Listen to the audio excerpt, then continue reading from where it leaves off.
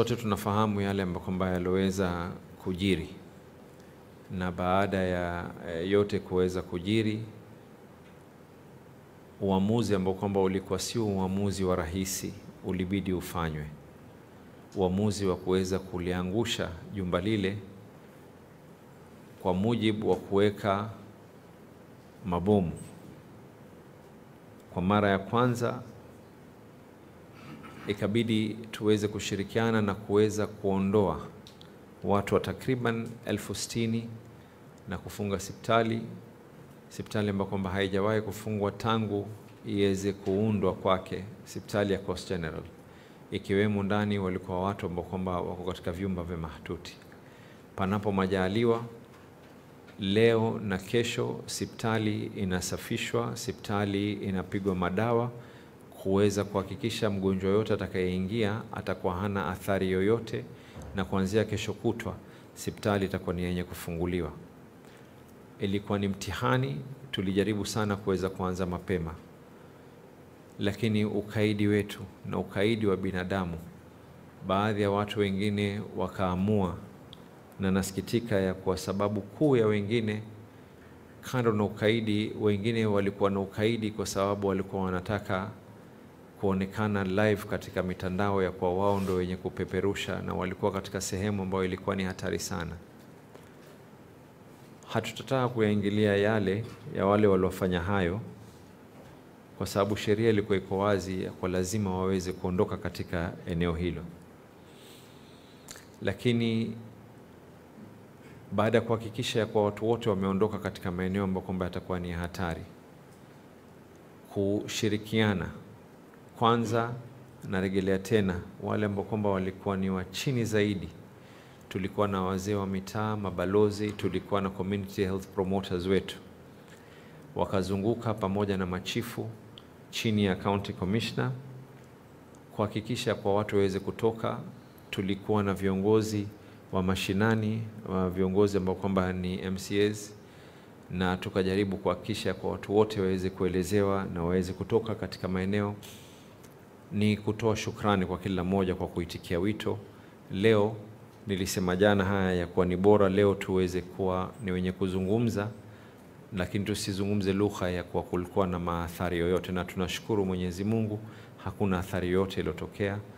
Ubomoaji ule, hakuna nyumba yoyote. Nyumba ambayo kwamba iliweza kuumia peke yake ni nyumba iliyoweza kugusana na yeye mwenyewe. Huyo nyumba yake alikuwa amefanya extension ya ngazi, na hiyo ngazi ndio ambayo kwamba imeweza kuathirika. Nyumba zote nyingine ziliko katika sehemu ile ziko salama. Na vile vile ni kushukuru mashirika ya kibinafsi, tunaweza kushukuru pia masipitali ya kibinafsi. Tulikuwa tumejipanga lao lolote likiweza kutokea tuwe na nafasi ya kuhakikisha ya kwa hakuna atakayeweza kuumia. Department ya Fire ilikuwa iko on standby, na tukahakikisha kwa yote yako sawa.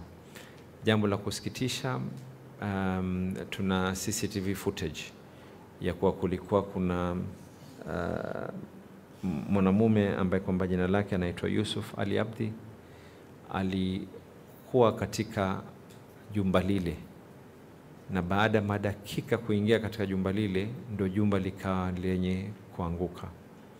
Nia na madhumuni yake alikuwa anataka kwenda kuangalia nyumba ili aweze kwenda kuinunua.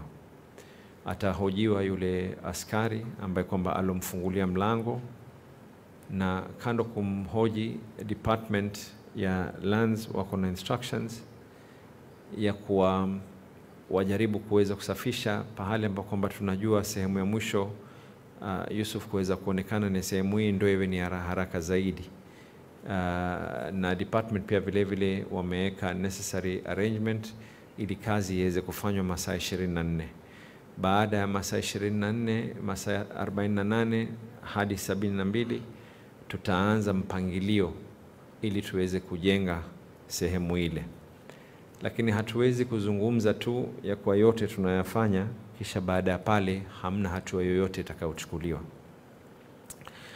Na nimeweka sahihi executive order kupeana amri kwanza nyumba zozote ambazo kwamba kuna mtu ameapply anataka extension zinakuwa suspended mpaka tuziangalie mara 2 na mara 3. Pili, contractor, developer na watatafuta contacts na wale ambao kwamba wameweza kuidhinishwa na National Construction Authority, yoyote aliyohusika na jumba hili. Kama kuna jingine ambalo kwamba anajenga katika Mombasa linakuwa suspended mpaka liwe reinvestigated. Na pia vile vile the county building inspectors, wale ambao kwamba walikuwa wanaaminika ya kwa nenda kuangalia beam hii, nenda kuangalia hii, wataenda compulsory leave. Kutakuwa na independent task force ambao itakuwa na mashirika tofauti kuanzia maengineer na wale wengine. Hakutakuwa na msimamo ama mkono wowote kando na DCI kutoka Mombasa, na nimemuomba ndugu yetu Lawrence ambaye kwamba amekuwa ni architect na amekuwa akisimamia shughuli hizi, anatoka kwa Nairobi from the architects and also the National Building Inspectorate, and he has accepted to chair this. Baada ya wiki 2 waweze kunipatia report, and the report will have various actions. One of them is to take legal action on anyone who was found responsible. 2, if there was a company, an organization, or anyone else who used their certificate, their professional certificate for these particular works, they will not only be expunged from doing any works in Mombasa, but we will also be making recommendations for them to be expunged from doing works in any part of this country whatsoever. This should not be anything else but a lesson to others. The issue of Yusuf, in the event that the body is found and he is deceased, the decision will be on them on whether they wish to be able to place charges, and the DCI as well on these particular matters. So I hope that we are going to be able to close this within a period of 2 weeks. But again, I want to say I couldn't have been, there's been no other moment where I had to make such a tough decision. Ilikuwa ni si jambo la rahisi kuweza kulifanya, lakini tumelifanya, limekuwa, na sasa ni kuhakikisha ya kwa wale ambao kwamba walosababisha haya mambo, ikiwa kuna binadamu yoyote amesababisha haya mambo, iwe ni kwa sababu ya sahau, iwe ni kwa sababu ya kusudi, aende mbele. We will not entertain. And again, any extension, kama kuna yoyote, leo, sio kesho, leo, watu wote waambiwe kesho wasiende kazini katika hizo areas ambazo kwamba kuna extension. Any ongoing works ambao kwamba huyu contractor, huyu engineer, huyu architect alikokuwa amepatiwa katika hii Mombasa, all those works stand suspended until further investigations to be able to be done. And equally, all the building inspectors who are involved in approving ya kwa ile chuma ilotumika ni hii, ile ilotumika ni hii, wote wataenda compulsory leave until this final report is going to be done. And I'm glad that I've been given a period of 2 weeks where I will call you all in again and tell you what that particular report states. As I said, I have already seen, mimi mwenyewe nishaongea na wenye kuhusika na tayari tushaweza kupata ile preliminary, lakini kwa sababu ya mambo ya kisheria sitotaka kuyataja, wacheni niipate ile report mkononi.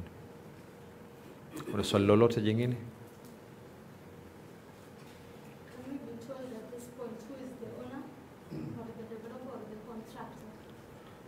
Yes, I believe that is public information. Maybe I will ask the department to check on who is the registered developer and who is the registered. We will provide that. It is in our system, so it is public information. I will be able to give you those particular names. Yes. You've spoken about the Coastal Hospital.